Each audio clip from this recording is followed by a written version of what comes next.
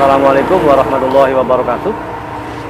Memperingati Hari Pahlawan 10 November 2021, channel Ibra Fatih akan mengulas salah satu profil pahlawan nasional ya. Seandainya ada pendataan, yang akan saya ceritakan ini adalah salah satu pahlawan nasional Indonesia, akan tetapi yang tidak terdaftar.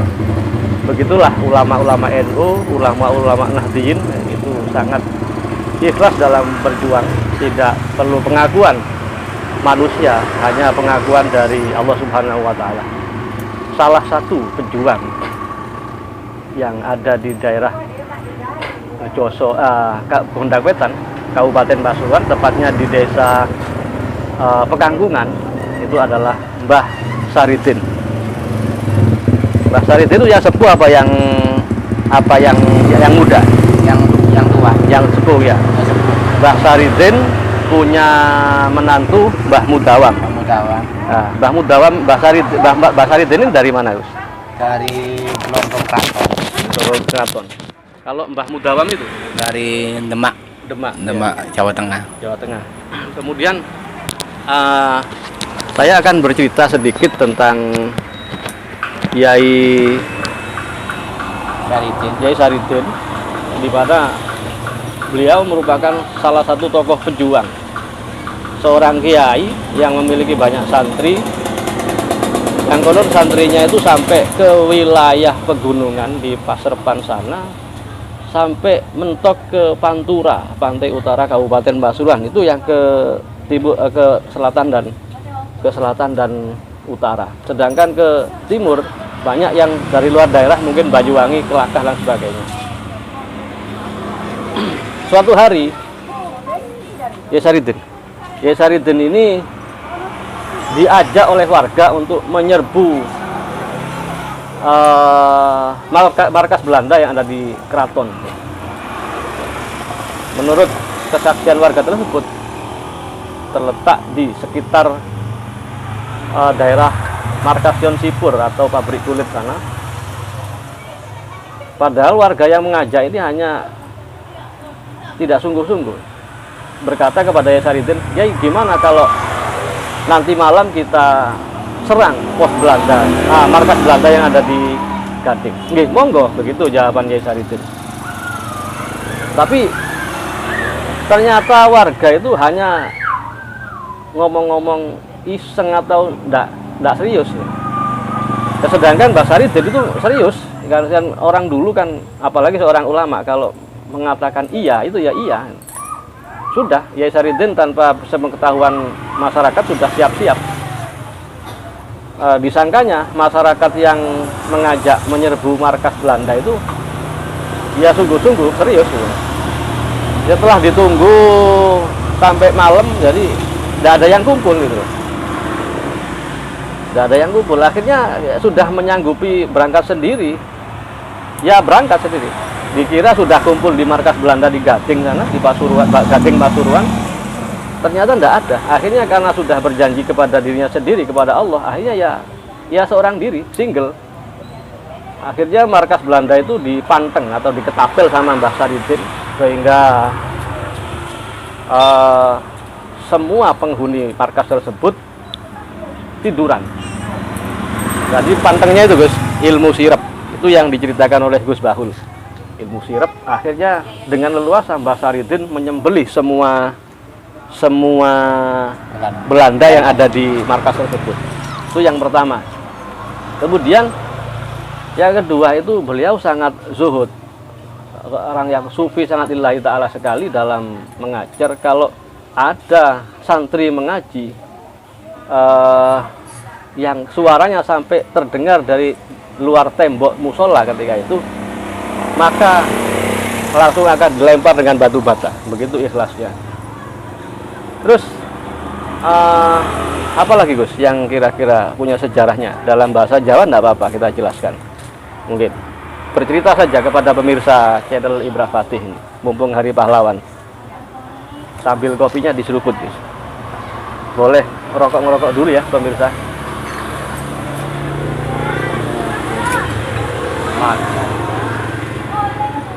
Santai saja, Gus.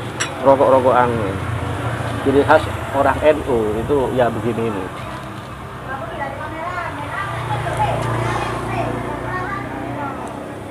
Monggo kopinya.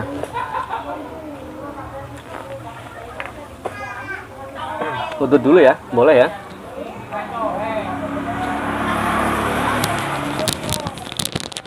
Mungkin bisa dijelaskan Gus sedikit saja dengan bahasa Jawa, nggak apa-apa.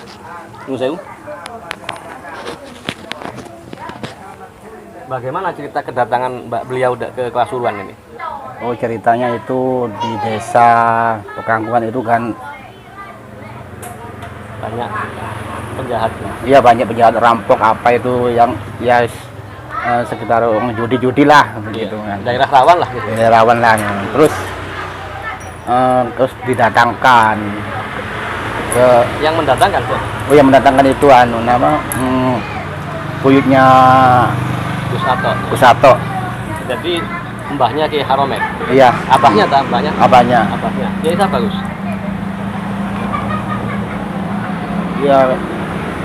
Ya kurang tahu ya. Kurang tahu namanya. Iya.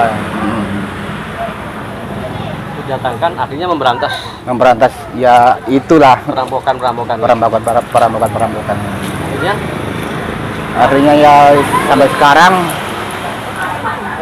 alhamdulillah Pekangkungan menjadi bukan wilayah yang santri gitu ya. santri ya, aman. Terus yang katanya yang tanah yang di tempat itu dari mana? Kalau yang tempat ini ya itu dikasih itu mbaknya Ato itu. Gus Ato ini. Iya. Musola, tanah diwakafkan ke Mbak Syarifin itu. Di musola itu saya melihat ada kitab-kitab kuno, Gus. Kitab kuno yang ditulis sepertinya dengan tulisan tangan.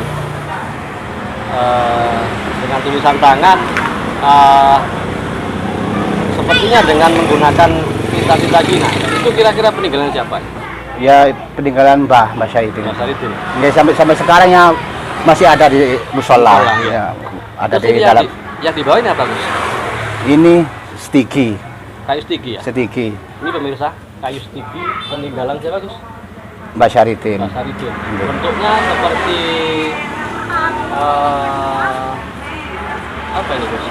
Ekornya ekornya apa? Ekornya ikan pari ya, seperti itu. Iya. Pari. Agak seperti pemirsa, agak seperti sangkur gitu ya. Agak seperti sangkur. Ini terbuat dari kayu stigi. Stigi. Kayu stigi. Kira-kira apa, Gus, fungsinya ini, Gus?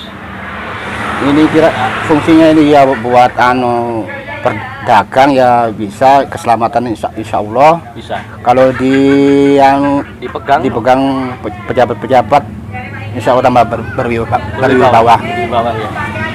Pernah membuktikan kesaktian dari benda ini? Pernah. Gimana ceritanya? Ceritanya itu saya mau nyebrang Pakai sepeda motor apa mobil? sepeda motor. Ya. Barang ini saya selipkan di sini. Iya. Terus ada kecelakaan? Selamat. Sepeda motornya itu langsung nyelihat sendiri Oh gitu ya? Iya. Jadi nggak apa-apa, Gus, dengan bahasa Jawa kita santai saja, kita rokok-rokokan. Mungkin dengan bahasa Jawa lebih lancar mungkin gitu. Oh, iya.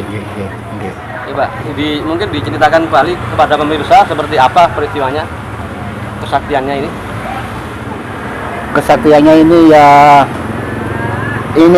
ya selalu dibawa Mas Syarifin kemana-mana aja. Termasuk ketika berjuang ya. Dia berjuang ini ya dibawa. Mantap.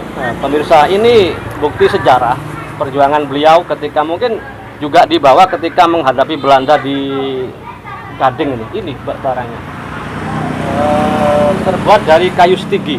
Ini sudah berumur lebih dari 100 tahun mungkin ya. Iya. Indonesia merdeka saja itu sudah berapa? 70 apa 60.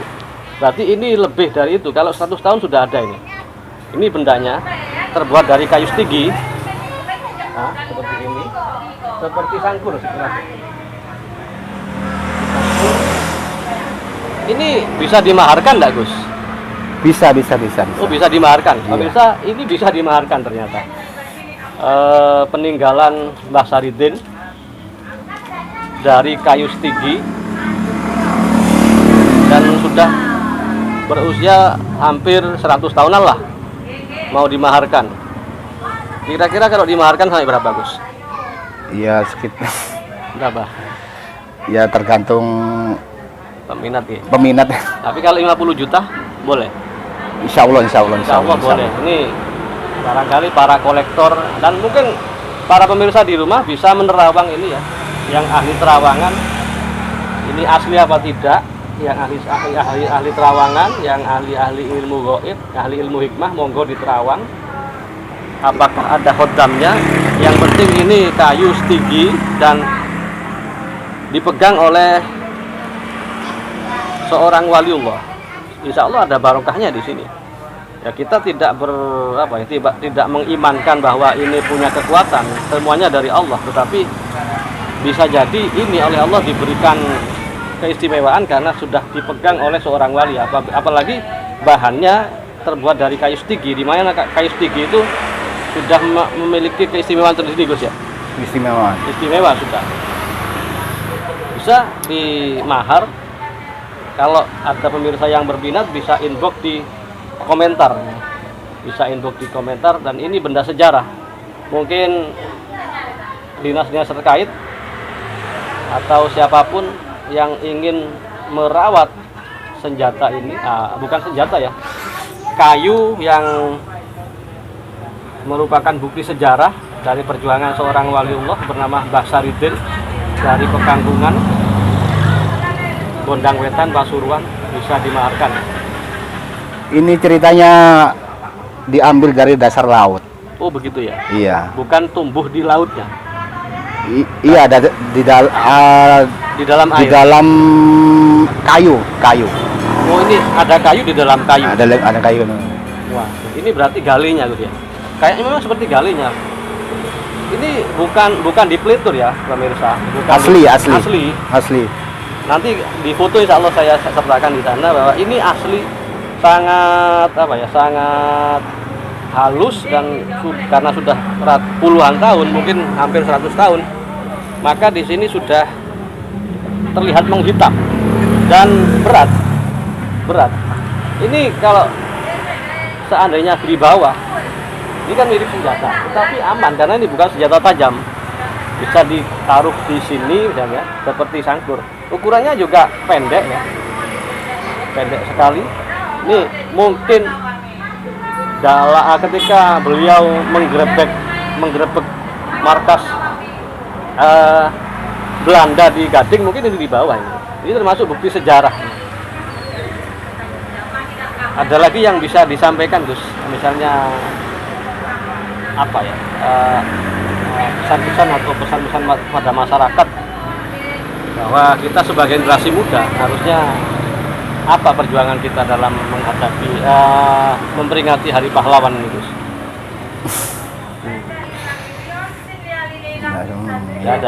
Nggak ada. Yang penting NKRI harga mati, Gus ya. Tetap manut ulama. Tetap kita NKRI karena kita menghargai perjuangan para wali-wali dulu, para pejuang-pejuang dulu yang sudah berkorban nyawa demi kemerdekaan Indonesia. Mungkin itu video kita kali ini. Wallahu a'lam bishawab. Wassalamualaikum warahmatullahi wabarakatuh. Waalaikumsalam. Makasih Gus, rawuhnya.